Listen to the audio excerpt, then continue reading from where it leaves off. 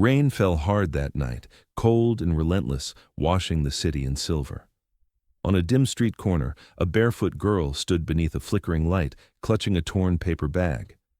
"Please, sir, just one piece of bread," she whispered. The baker's answer was a strike, sharp, cruel, echoing through the rain. People looked away. No one stopped. And just when it seemed she would vanish into silence, a car door slammed. A man stepped out, tall, calm, furious in a way only the good can be. That moment, one act of mercy in the rain, would ignite a storm that changed both their lives forever. Rain was falling hard that evening, heavy and cold, the kind that blurred city lights into long streaks of gold and gray. The streets were almost empty, except for the sound of water slapping against the pavement and the faint hum of passing cars. Near the corner of a small bakery, under a flickering neon sign that read, "Fresh Bread Daily," a little girl stood barefoot, clutching a crumpled paper bag. Her name was Ella. She was 8 years old, thin as a whisper, her hair tangled from days without care, and her small frame shaking in the cold. She'd been standing there for almost an hour. Every few minutes she stepped closer to the window, watching as trays of warm bread were stacked behind the glass. The smell drifted out each time the door opened, soft, sweet, almost cruel in how it tempted her. Her stomach twisted with hunger. She hadn't eaten since yesterday morning. Somewhere in the back of her mind, she remembered her mother's voice, low and gentle, saying, "When you're hungry, always ask nicely. People will help kind children." But her mother was gone now, buried in a quiet grave on the edge of the city, and kindness had become something Ella rarely saw. The baker was a large man with tired eyes and a permanent scowl. He had seen her before, always hanging near the door, always too scared to step inside. Tonight, he decided he'd had enough of her shadow. When she finally gathered the courage to open the door, her voice trembled as she whispered, "Sir, can I please have a piece of bread? I'll pay later, I promise." She wasn't begging for much, just one roll, anything warm. But before she could finish her sentence, the man's anger erupted. "Get out!" he shouted. "No more tricks, you little thief!" He shoved her backward, the door slamming into her shoulder. The small paper bag fell from her hands and tore open, scattering a few coins that weren't even enough for a crust. The baker stormed outside, his face red with rage. People walking by slowed but didn't stop.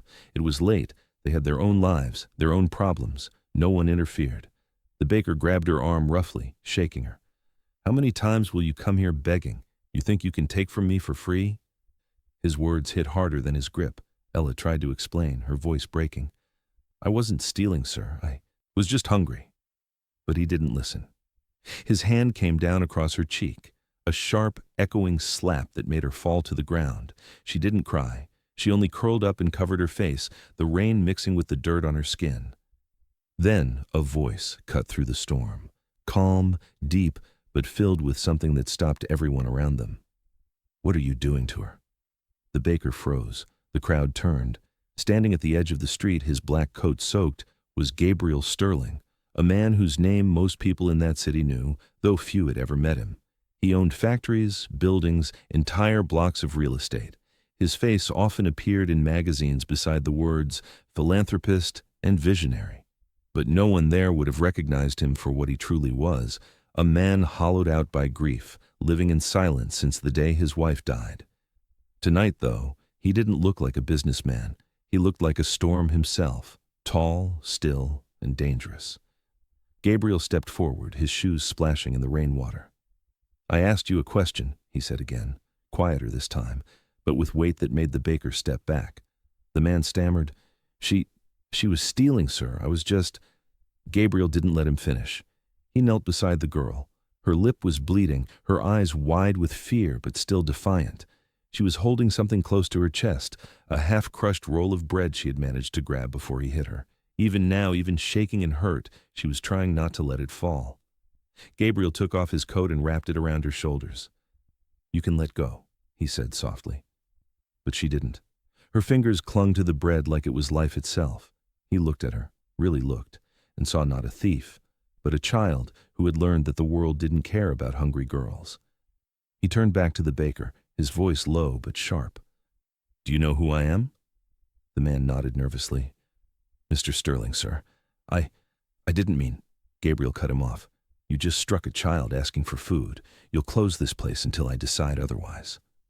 The baker's mouth fell open, but Gabriel didn't wait for an answer. He lifted Ella into his arms, light as a feather, silent as rain, and walked to the waiting car. The driver opened the door without question. As the car began to move, Ella turned her face toward the window, her small reflection barely visible against the city lights. Gabriel sat beside her, watching. After a long moment, he said quietly, "You can eat it now. It's all right." She hesitated. "No, sir," she whispered. "I'll save it for later." He frowned slightly. "Why?" Her eyes, half hidden by tangled hair, met his.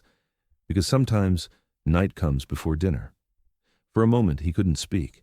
The car passed under a bridge where light flickered over her face, soft, sad, beautiful in its innocence.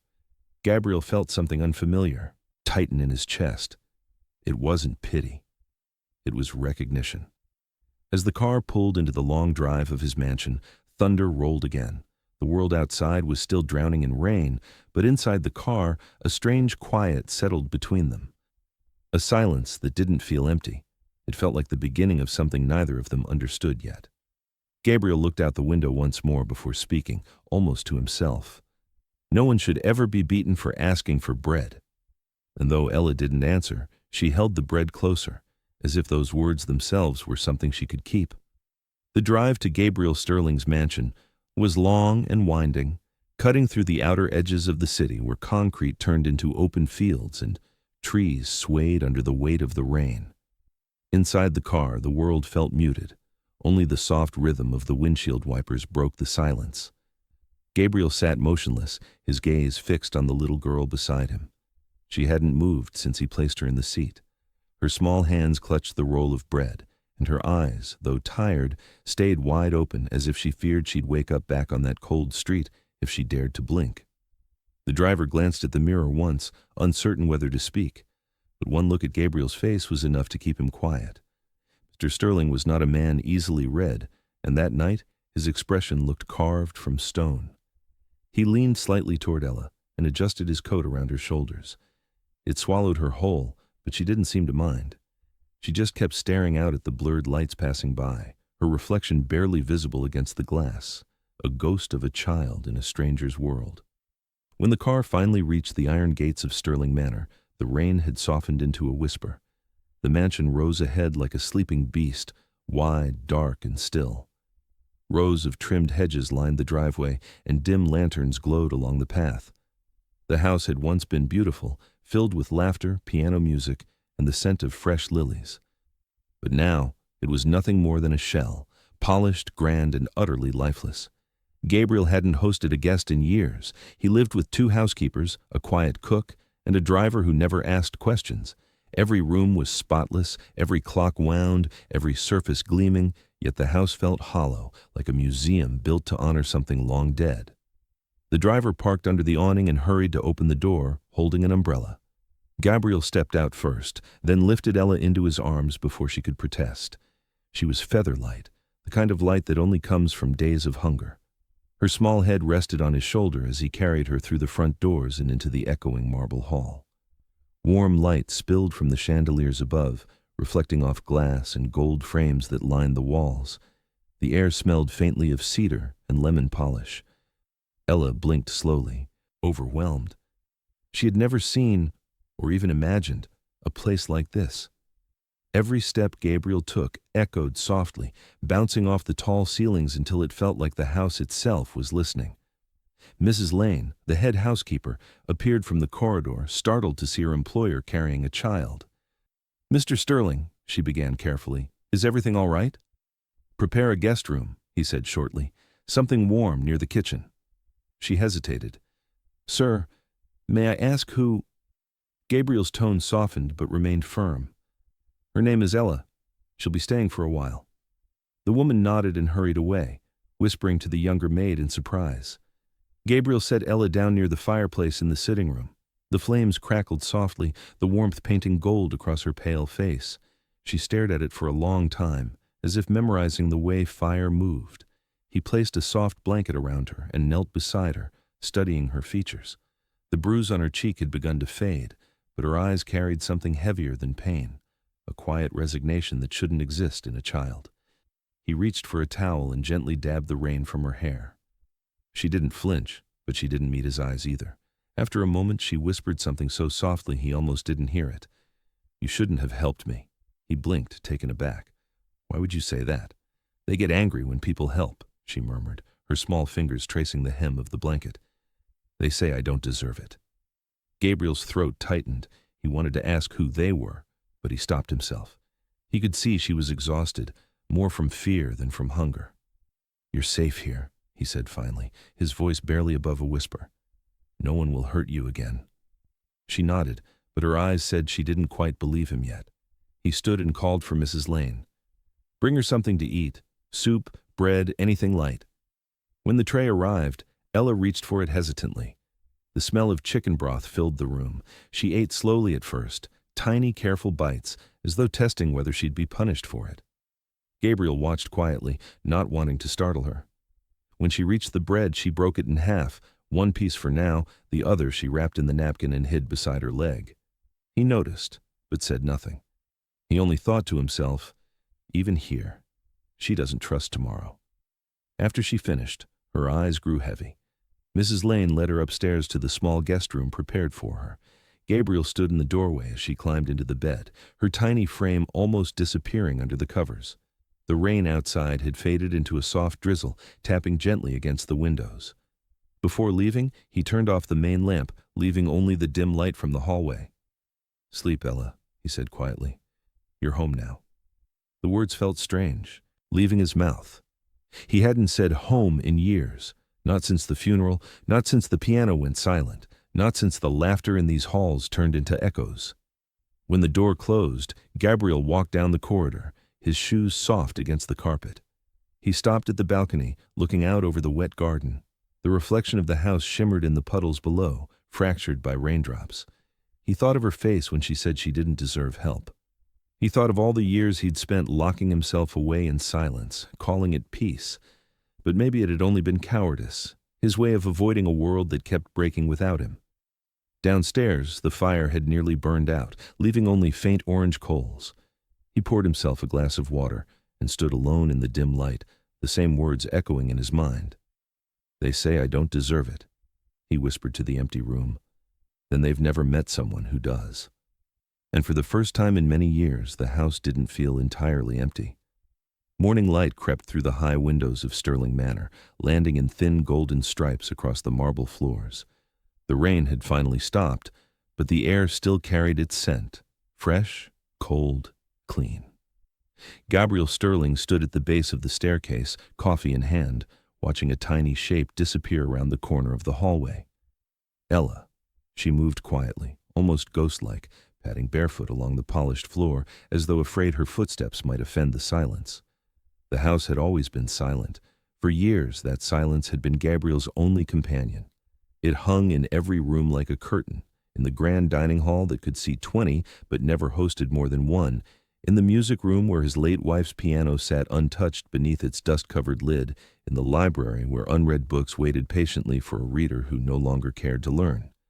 He had built this mansion for a family, and now it was a mausoleum, a place where memories wandered freely and the living tiptoed like visitors. Mrs. Lane appeared beside him with a clipboard, her voice hushed out of habit. "Sir, she barely touched breakfast, just some fruit and half a roll." Gabriel nodded. "Give her time." The woman hesitated, her face lined with concern. "Children eat more when they feel safe."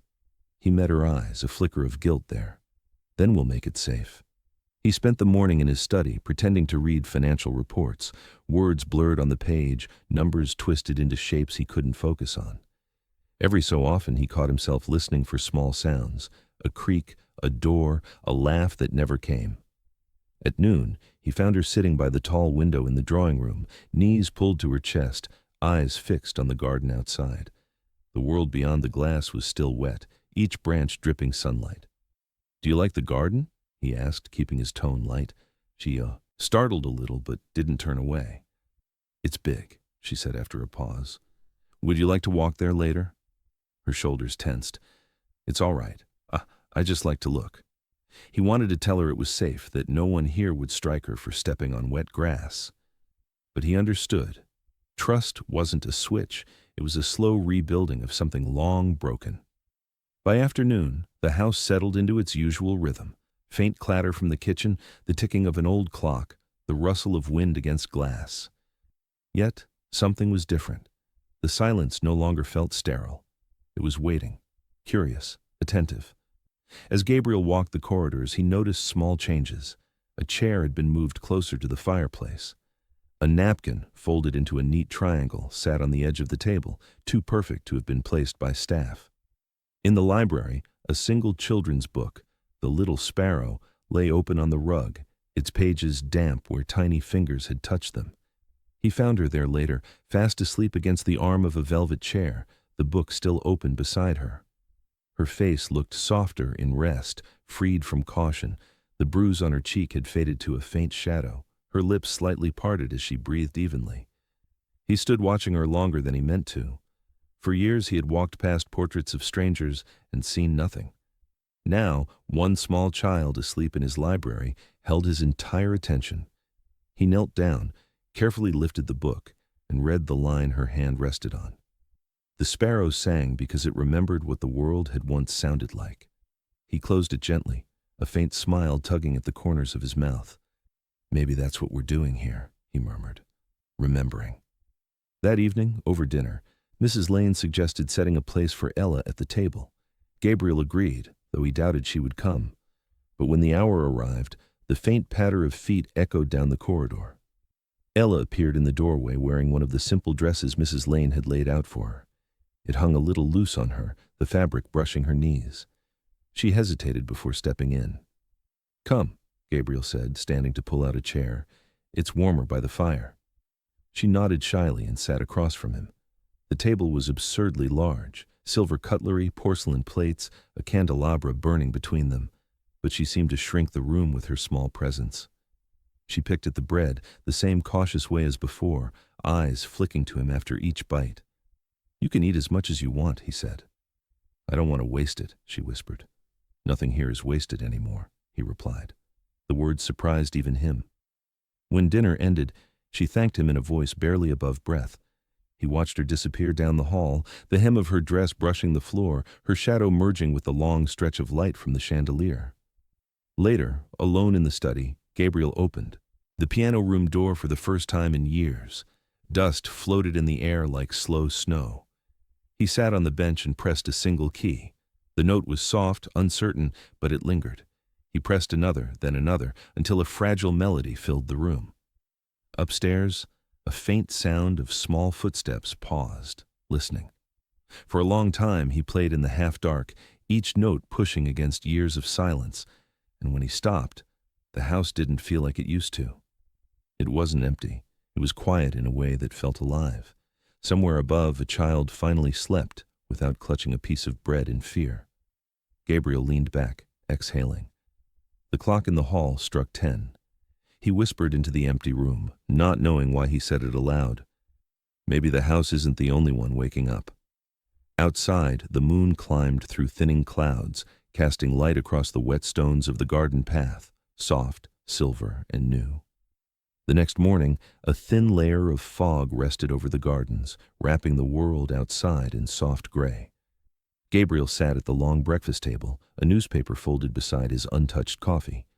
Across from him, the chair he had asked to be set for Ella sat empty, its napkin still neatly folded, a glass of milk untouched.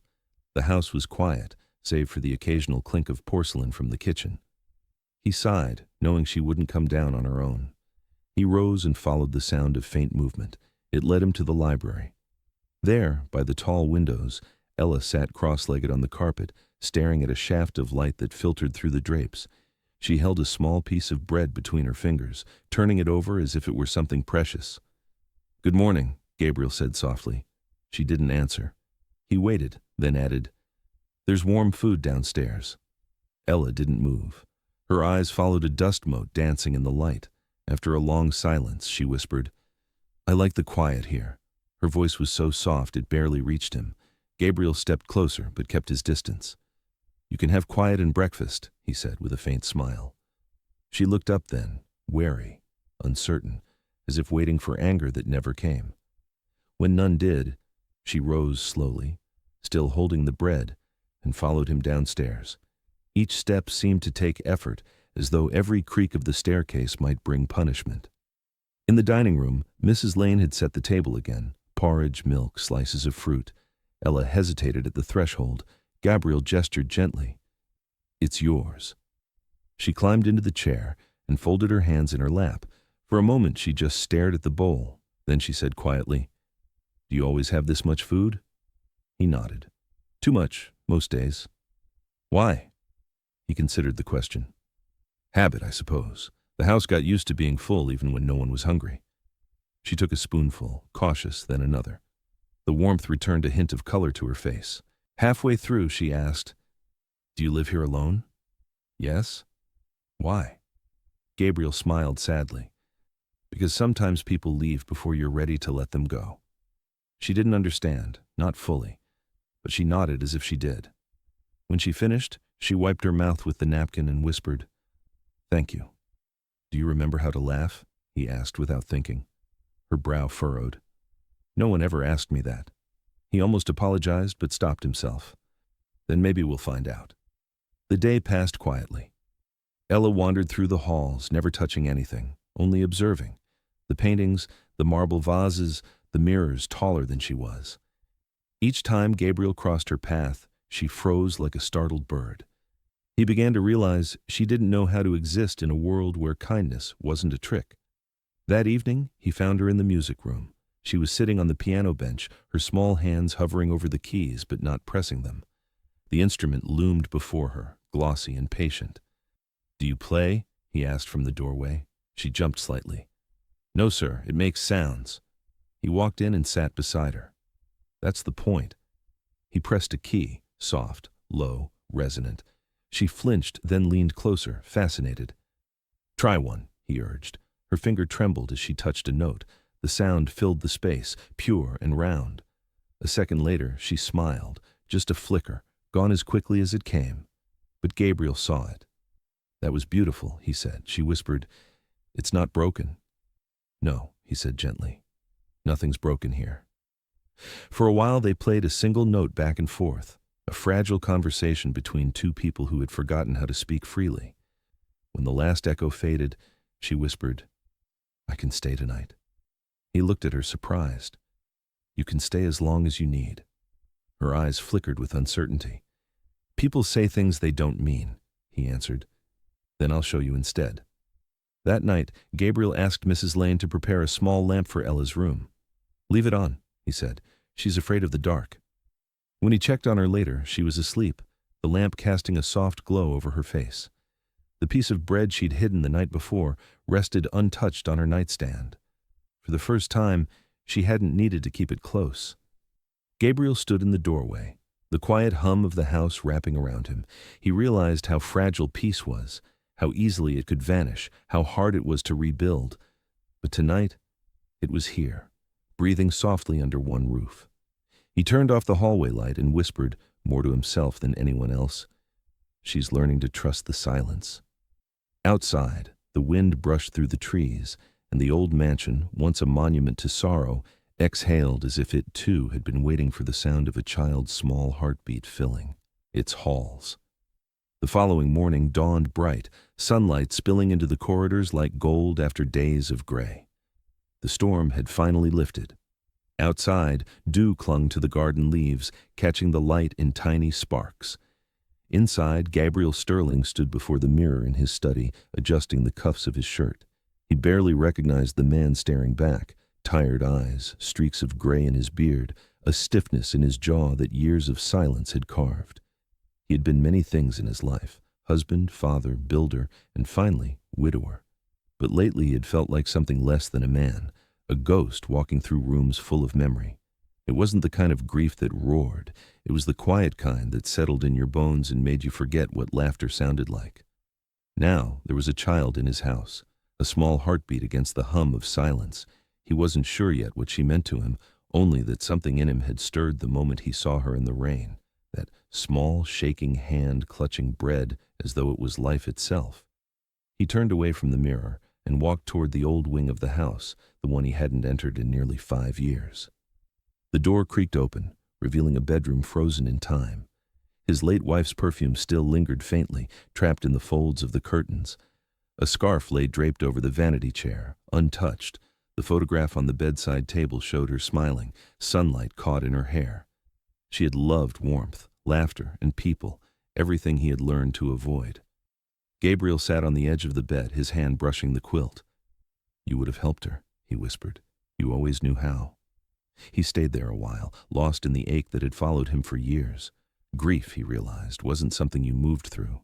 It was something that built a room inside you, one you could visit but never truly leave. Down the hall, soft footsteps echoed. Ella's voice, small and uncertain, called out, "Mr. Sterling." He rose, startled by how strange it felt to hear another voice in this part of the house. When he opened the door, she was standing there, barefoot again, holding a little bird's feather in her hand. "I found this outside," she said, eyes wide. "It fell from the sky." He smiled faintly. "Then maybe you should keep it, for luck." She nodded solemnly. "Do you believe in luck?" He thought for a moment. "I used to. Then I believed in loss. Now, I'm not sure what I believe in." Her head tilted. "Maybe in both." That small answer, innocent yet wise, stayed with him long after she'd run back down the corridor. Later that day, Gabriel sat in the conservatory, reviewing old letters his wife had written about her charity projects. She'd dreamed of creating shelters for abandoned children. "Bread for every child who's ever gone to sleep hungry," she had written once. He traced her, handwriting with his thumb, a lump forming in his throat. He thought of Ella again, her thin hands, her careful way of saving food. Maybe this was her dream's echo, returning to him through a stranger's eyes. That evening, he found Ella in the kitchen with Mrs. Lane. She was standing on a stool, helping knead dough. Her hair was pulled back with a ribbon, her hands dusted white with flour. When she saw him, she froze, unsure whether she'd done something wrong. "You're baking?" he asked, stepping closer. She looked down. "Mrs. Lane said I could help. I like the smell." He nodded. "So did my wife." "Did she bake too?" "She used to make bread on Sundays," he said softly. "Said it made the house feel alive." Ella pressed her hands into the dough, her fingers small but determined. "It smells alive," she said. He laughed quietly, a sound so foreign it startled even him. "Yes, it does." When the loaf came out of the oven, golden and steaming, Ella tore a small piece and handed it to him. "You should taste first," she insisted. He took a bite, the warmth spreading through him in a way he hadn't felt in years. "It's perfect," he said. Her smile this time wasn't fleeting. It stayed. That night, Gabriel returned to his study carrying the rest of the loaf wrapped in a cloth. He set it beside the old piano and stared at it as though it were sacred. Bread, something so simple, yet it had filled the house with life again. He poured himself a drink and walked to the window. Outside, the moonlight bathed the garden in silver. He thought about the years he'd spent hiding from the world, mistaking solitude for safety. But the world had found its way back, in the form of a child asking for bread. He raised his glass slightly toward the night. "If this is your doing," he murmured to his late wife, "then I'll try again." Behind him, faint footsteps approached. Ella stood in the doorway, holding her blanket. "I can't sleep," she said softly. "The rain stopped, and it's too quiet." He gestured toward the couch by the fire. "Then sit here for a bit." She climbed up and tucked her knees under the blanket. He played the piano again, softly, slowly, the same melody as before. She leaned her head against the cushion, eyes fluttering shut. When she finally drifted to sleep, Gabriel stopped playing and simply watched her. Something inside him shifted, a quiet realization he didn't dare name yet. The house was still filled with ghosts, his wife's laughter, his son's footsteps, the echoes of what had been. But now, amidst the grief, there was something new. A reason to open the curtains again, a reason to keep the fire going. As the last note faded, he whispered, "She's not a guest anymore." Then, for the first time in half a decade, Gabriel Sterling slept without dreaming of loss. By the end of the week, the rhythm of the house had changed in ways so subtle that no one dared to name them. The air no longer carried that heavy, echoing silence that used to follow Gabriel through the halls like a shadow. Now there were soft sounds, small feet running from the kitchen, the faint hum of a lullaby. Mrs. Lane began to hum again while cooking, the occasional clatter of a spoon against porcelain. Life, quiet and unannounced, had returned to Sterling Manor. Gabriel noticed it first one morning when he walked into the dining room and found the table already set, and beside his cup of coffee, a folded napkin holding a single piece of bread. Not cut perfectly, not plated neatly, just torn from a loaf, still warm. Ella had left it there before slipping outside to sit on the stone steps overlooking the garden. He stood staring at the bread for a long moment before sitting down. He broke off a small piece and tasted it. It wasn't about flavor. It was about care. Someone had thought of him before he'd thought of himself. When he stepped outside, Ella was feeding crumbs to a bird that hopped near her feet. She didn't look up until he spoke. "Do you always share your breakfast with birds?" She shrugged. "They eat fast. I like watching." He smiled. "You could eat with me next time." She hesitated. "I don't like eating in front of people." "Why?" She stared at the ground. "Because they stare, like I'm doing something wrong." He sat down beside her on the steps, the morning air cool and clean. "No one's watching here," he said. "You can eat as much as you want." She didn't answer, but she tore a small piece of bread and handed it to him, a gesture so simple, so quiet, that it said more than any words could. That afternoon, Gabriel took her to the garden for the first time. The sky was pale blue, the kind of color that promised a new season. Ella's steps were slow, cautious, as though she expected someone to call her back at any moment. When she saw the rows of roses, she stopped completely. "Can I touch them?" she asked, her voice uncertain. He nodded. "Carefully. Some have thorns." She reached out, brushing the petals with her fingertips. "They're soft," she whispered, almost in awe. "They smell like something happy." Gabriel found himself smiling again, the kind of smile that reached his eyes. "That's what my wife used to say," he murmured. "Did she live here too?" "She did." He paused. "She loved flowers, said they were proof that life keeps trying, no matter how many storms it goes through." Ella looked at the rose again, thoughtful. "Then maybe I'm a flower too." He blinked, caught off guard. "Why do you say that?" "Because I went through storms too," she said simply, and walked ahead. He stood frozen, her words ringing in his ears. She wasn't trying to be poetic. She was just telling the truth, the kind that grown men often hide from themselves. Later, as dusk settled, he found her sitting by the piano again. This time she wasn't afraid to touch the keys. Her fingers tapped softly, random notes that made no sense, but somehow sounded beautiful in their honesty. He listened from the doorway, not wanting to disturb her. When she noticed him, she said, "I like this sound. It doesn't hurt my ears like shouting." He nodded. "It's a good sound. It fills the space without breaking it." She pressed another note, tilting her head. "That's what quiet should sound like." He joined her on the bench and began to play. Not a song, just a melody he remembered from somewhere deep, maybe from his wife's laughter, maybe from a dream. Ella watched his hands carefully, trying to imitate them. Her small fingers missed a few keys, but she didn't stop. For the first time, there was no tension in her shoulders, no flinch, no fear. Just curiosity. Trust had begun to take root, fragile, invisible, but real. That night, Gabriel couldn't sleep. He sat in his study with the lights dimmed, the fire low, thinking about the girl upstairs. He'd meant to help her until the authorities could find her a home. That was the plan. But now, the thought of her leaving sent an ache through him he hadn't expected. He reached for the stack of letters again, his wife's old foundation plans. At the top, one line stood out. "True kindness is not charity. It's the decision to see someone as family, even when the world refuses to." He closed his eyes. "You'd have loved her," he whispered into the quiet. The next morning, when he entered the dining room, Ella was already there, not hiding in corners this time, but sitting at the table, waiting. A half smile tugged at her lips when she saw him. "You didn't come late today," she said. "Couldn't risk losing my seat," he replied. She laughed, light, sudden, surprising. It was the first true laugh that had echoed in that house in years. Mrs. Lane froze in the doorway, stunned, before quickly pretending to busy herself with the tea service. As they ate, Gabriel noticed something new in Ella's eyes, not just gratitude, but something steadier, a flicker of belonging. And when she reached for another piece of bread without hiding it this time, he said quietly, "See?" You're learning to trust breakfast. She smiled. Maybe just a little. Outside, morning sunlight filled the windows, spilling warmth across the table, and for the first time in a very long time, Gabriel Sterling realized home didn't have to be full of people. It only had to have someone who wasn't afraid to stay.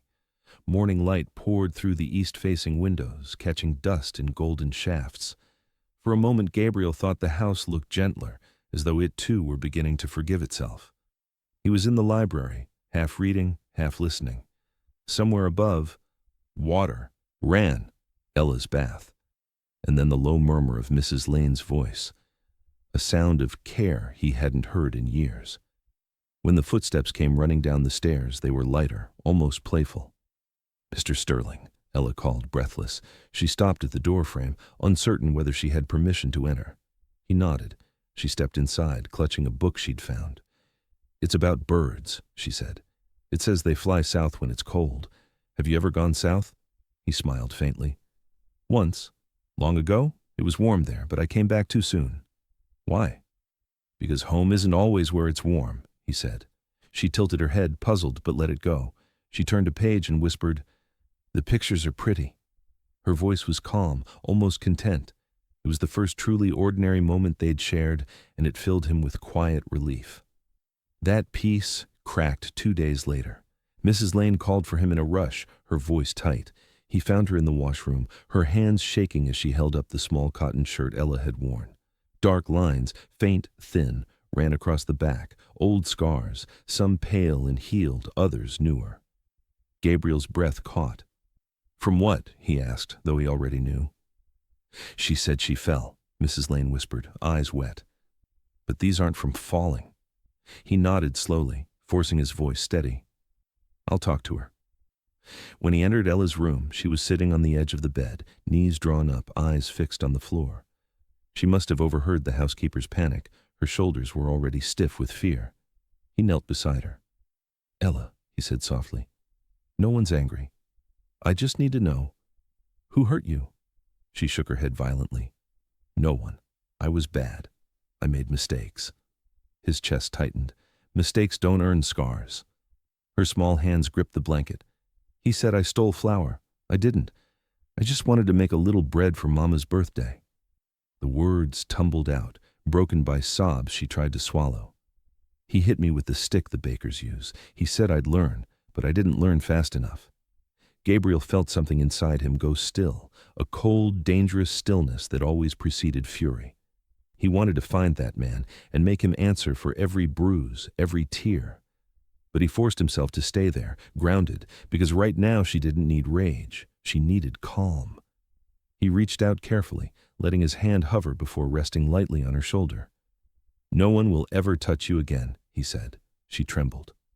"You promise?" "I swear it." She leaned forward then, burying her face against his arm. It was the first time she'd sought comfort instead of shrinking from it, the first time she let him hold her. That night, Gabriel couldn't focus on anything. The rain had returned, thin and constant, pattering against the windows. He stood in his study, staring at the framed photograph of his wife.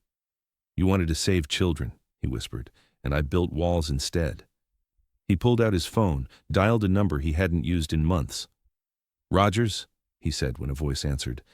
"I need you to look into a place, a bakery in Southside. I want records, ownership, everything." "Tonight, sir?"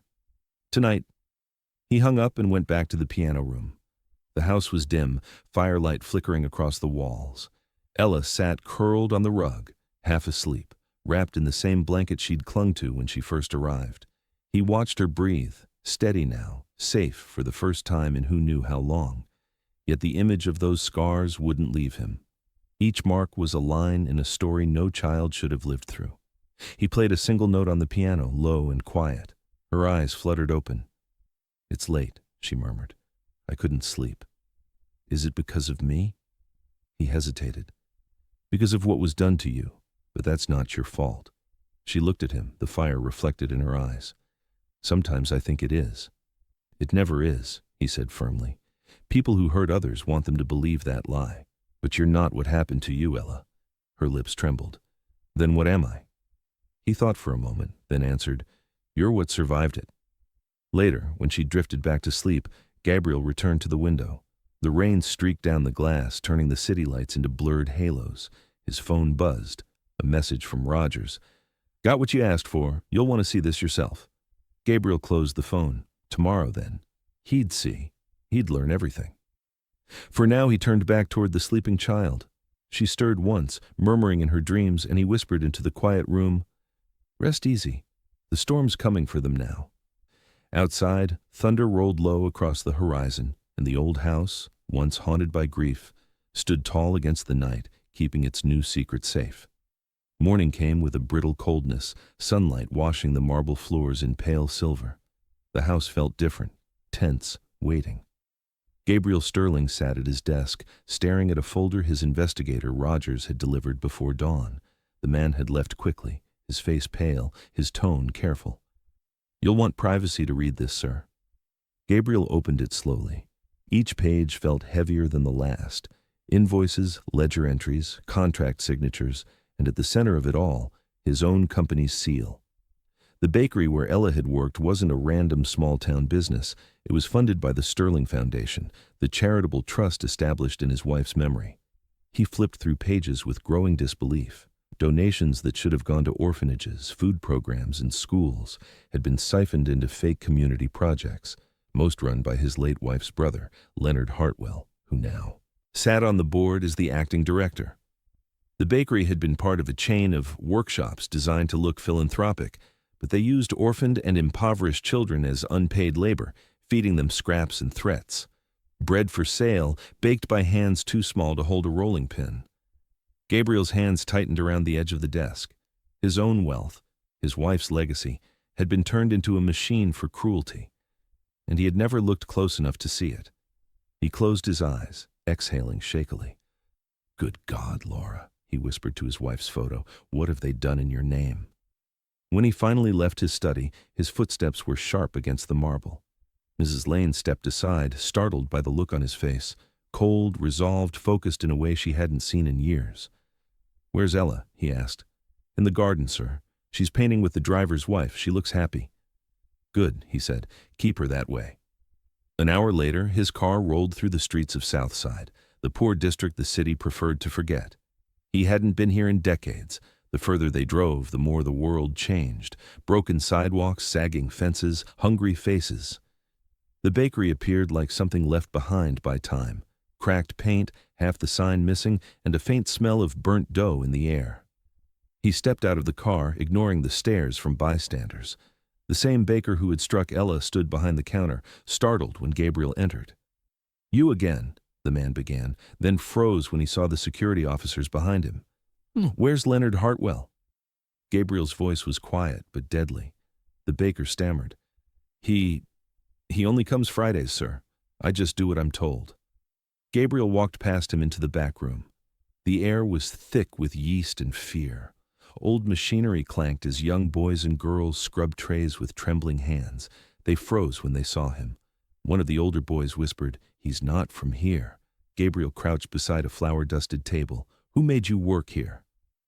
A girl, no older than 10, looked up from behind the dough she was kneading. "The man with the gold pin. He said if we stop, we won't eat." The words hit him like stones. He reached into his pocket and pulled out his company ID badge, the same gold pin.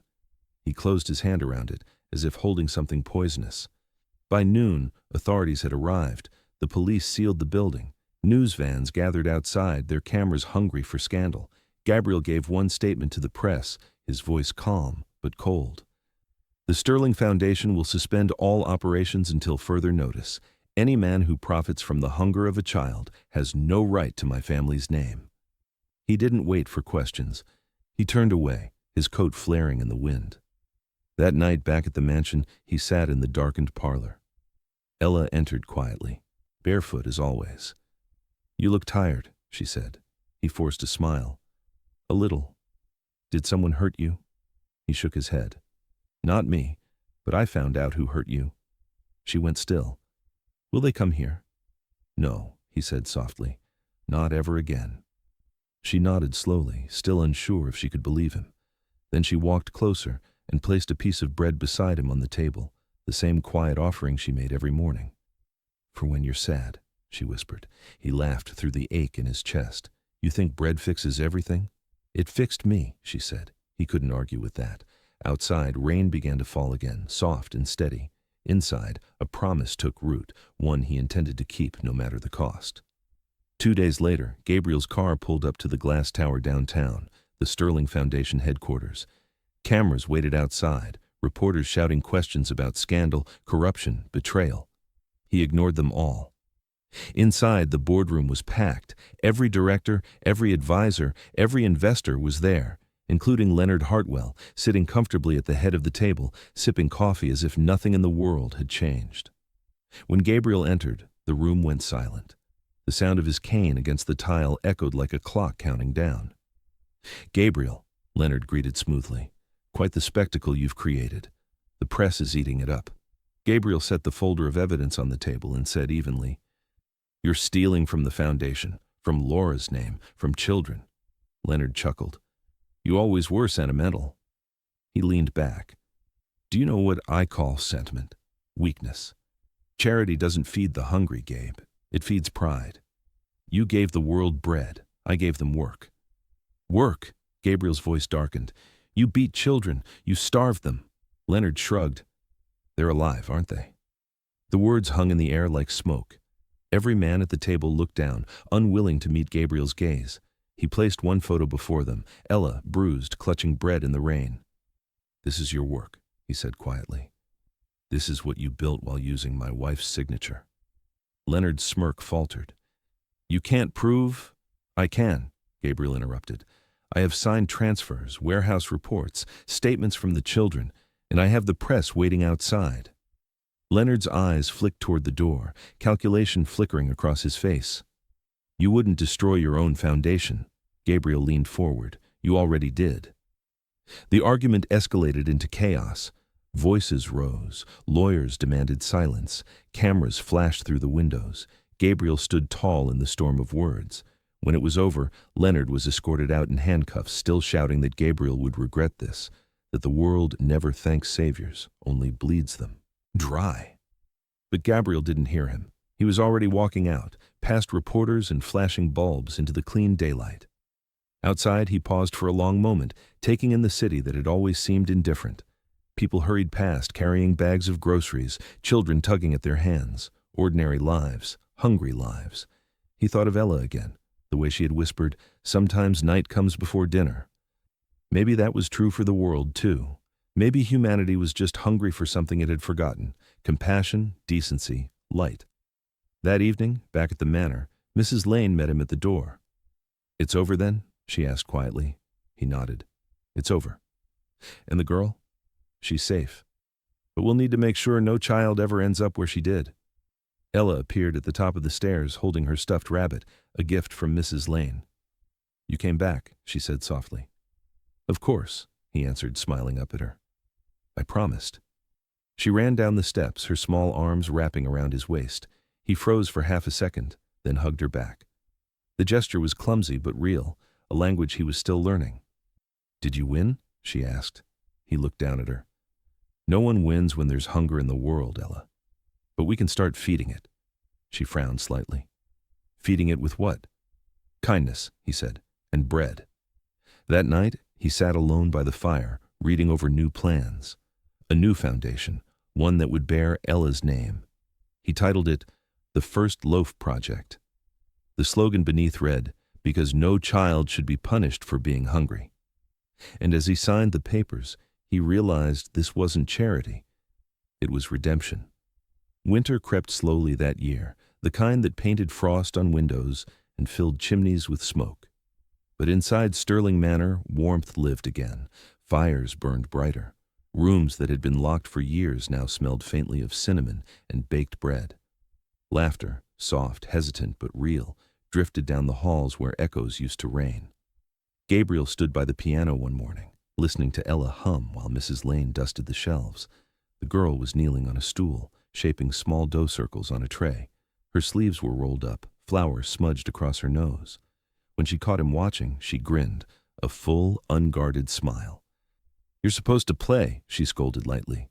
The bread rises better when there's music, he chuckled. Is that science or superstition? It's both, she said, pressing another piece of dough flat with her palm. Bread likes songs, he obliged, settling at the piano. His fingers found the tune she'd started humming, clumsy at first, then smoother. Each note carried through the air, filling spaces that had been starved of sound. Mrs. Lane paused mid-motion, leaning on her feather duster, smiling quietly at the sight. When the music stopped, Ella placed the tray beside the fire to rest. Now we wait, she declared. For what? He asked. For it to grow. He looked at the small rounds of dough, thinking of her words, for it to grow. That was what they both were doing, rising slowly, finding warmth after years of cold. That afternoon, Gabriel took Ella into the city. For the first time since the scandal, he walked without avoiding eyes. Cameras followed from a distance, but he didn't care. He wanted her to see the world as it should be. They stopped at a park bench near the fountain. Children ran past chasing pigeons. A vendor sold pretzels by the gate, steam curling from the cart. Ella watched with wide eyes. Can we buy one? She asked. He handed her a coin. You buy it. She approached the vendor cautiously, held out the coin, and whispered, One, please. The man smiled and handed her a pretzel larger than her hand. She took it back proudly, splitting it in half and giving him the bigger piece. Why the bigger one? He asked. Because you look hungrier, she said simply. He laughed, but the sound caught in his throat. You're impossible, he murmured, taking it anyway. As they ate, a breeze lifted her hair and scattered crumbs. She tilted her head toward him. Mr. Sterling. Yes? When you're not angry anymore, what will you do? He thought about it, watching the ripples on the fountain. I think I'll build something that lasts longer than anger. Like what? He looked at her, eyes soft. Hope? Maybe, she smiled. Hope's like bread, too. You can share it. That night they baked together.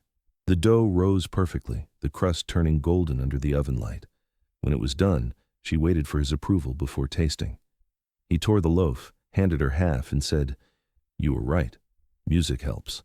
She giggled, tearing off a piece and blowing on the steam. Told you. They ate in the flicker of firelight, no words needed. Each bite was an echo of something larger, healing disguised as habit. Afterward, she placed the smallest slice aside on a napkin by the window. For who? He asked. For the ones who don't have it yet, she whispered, so they won't feel forgotten. He felt his throat tighten again, that familiar sting of emotion he'd stopped fearing. Then we'll make sure they get more than crumbs, he said. She looked at him seriously. Promise? I promise, he replied, and this time he meant it as a vow to the living and the lost. Outside, snow began to fall, blanketing the world in quiet white. And for once, the silence outside didn't feel empty. It felt clean, forgiving. The following spring, the Sterling Foundation reopened under a new name, the First Loaf Project. Its mission was simple, to provide meals, shelter, and education for children who had known hunger too well. The launch ceremony was held in the City Hall auditorium, crowded with reporters, donors, and volunteers. Gabriel stood backstage, adjusting his tie for the first public speech he'd given in over a decade. He wasn't nervous for himself. He was nervous for the small hand gripping his. Ella, dressed in a pale yellow dress, stared out at the crowd from behind the curtain. They're all here for bread, she whispered. They're here for what it means, he said softly. Bread is life. And today, we start giving it back. When his name was announced, applause filled the hall. He walked to the podium, Ella beside him. Cameras flashed like lightning, capturing the man once accused of silence, now standing to speak for those who had none. He looked out over the crowd and began, A year ago, I met a little girl who was beaten for asking for bread. She wasn't begging for food, she was begging for mercy. And in her eyes, I saw everything this world forgets too easily. Hunger, not of the body, but of the heart. The room stilled. Even the photographers lowered their cameras. That child changed everything. She reminded me that success means nothing if it feeds only one table. My wife believed compassion could be baked into the world, one loaf at a time. I lost that belief for years, but a small voice brought it back. He turned slightly toward Ella, who was clutching the edge of the podium, wide-eyed but brave. No child should ever be punished for being hungry. So today, every bakery under this foundation will serve anyone who asks. No questions, no shame, because hunger should never meet a closed door. The applause rose like a tide, people standing, clapping, wiping their eyes. Ella looked up at him, unsure how to react. He knelt beside her, whispering, "We did it," she smiled. "You spoke loud enough for both of us." After the ceremony, reporters surrounded them. A journalist asked, "Mr. Sterling, do you think this will fix the damage done?" Gabriel answered quietly, "No, but it will make sure no one repeats it." Ella tugged at his sleeve. "Can we go now?" He nodded. "Where to?" "Home," she said. "It smells like bread there." He laughed, a full, unguarded sound that startled everyone nearby. And for the first time in years, he didn't feel like a man haunted by loss. He felt like a man who had finally come home. Years passed softly, as years do when peace finally returns. The house that once echoed with emptiness now breathed with life. Laughter had left its fingerprints on every room, and the scent of baking bread had become as constant as the morning sun. The grand piano, once silent and dust-covered, now sang every Sunday, its keys worn smooth by small, growing hands. Ella was no longer the trembling child who had whispered her hunger into the rain. She had grown into a young woman, bright, steady, full of grace. Her hair, now long and always tied with a red ribbon, fell across her shoulders as she arranged loaves on the wooden shelves of her bakery. Outside, a small hand-painted sign hung over the door, swinging gently in the breeze. It read, "The first loaf, free bread for every child." The shop was always full, the laughter of children mixed with the smell of yeast and butter, with stories whispered over mugs of cocoa. On the counter stood a glass jar labeled, "Leave what you can, take what you need." It was never empty, though no one ever saw who filled it. Every morning, Ella placed a single loaf on the highest shelf, untouched. When customers asked why, she always smiled and said, "That one's for him." And on quiet afternoons, when sunlight painted the floors gold, Gabriel Sterling would arrive, slower now with a walking cane, his hair a dignified silver. He never announced himself, never asked for attention. The children didn't recognize him as the man whose name built hospitals and schools. To them, he was simply Mr. Gabriel, who told stories while waiting for his bread. One spring day, the air warm and sweet with lilac, Gabriel entered as usual. The bell above the door chimed softly. Ella turned from the counter, wiping her hands on her apron. "You're late," she teased. "The bread almost cooled without you." He smiled, lowering himself onto the wooden bench by the window. "A man's bones don't move as fast as they used to." "You still walk faster than the wind," she said, pouring him tea. He chuckled, watching her move, confident, kind, alive. "Your mother would have been proud," he said quietly. She froze for just a moment, then smiled. "So would yours." The room fell into a comfortable silence. Outside, children ran past chasing a paper kite, their laughter spilling through the open door. Gabriel leaned back, closing his eyes, listening to the sound. It was the same melody that had saved him years ago, not from hunger, but from despair. "Do you remember," he said finally, "that first night in the rain? You wouldn't eat the bread I gave you." Ella laughed softly. "I said I'd save it for later." "And you did," he murmured. "You saved it for the world." She placed a warm loaf in front of him, wrapped in a clean white cloth.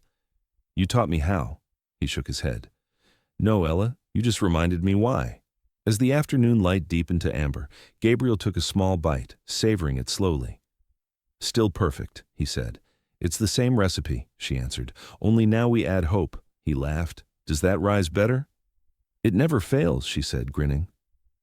A silence fell between them, but it wasn't empty. It was full of everything they didn't need to say. After a moment, he set down his cup, looking at her one last time. "When I first met you," he said softly, "I thought I was saving a child. I didn't realize you were saving me." Ella's eyes glistened. "Then we're even." He smiled faintly. "No, child. I'm in your debt for life." That evening, when the sun dipped behind the rooftops, she walked him to the door. He paused beneath the sign, his hand resting on the doorframe. The smell of fresh bread drifted through the air. "Keep the ovens warm," he said. "They always are." He stepped into the fading light, the cane tapping rhythmically on the cobblestones. She watched until he turned the corner, swallowed by the gold of sunset. Inside, the last customers left and the bakery quieted. Ella stood alone by the window, looking out at the horizon. The sky was streaked with orange and pink, colors of warmth, of endings that felt like beginnings. She reached up, took down the untouched loaf, and placed it beside the window, where the last rays of sunlight could touch it. "For him," she whispered, "for everyone who ever asked for bread." Then she lit a candle, its flame flickering softly in the twilight, and whispered the same words he'd once said long ago. No one should ever be beaten for asking for bread. Outside, laughter echoed down the street. The scent of warm bread floated into the evening air, wrapping itself around the city like a benediction. And somewhere, beyond the veil of time and memory, a man and a woman who once dreamed of kindness smiled because their dream had found a home. Fade out.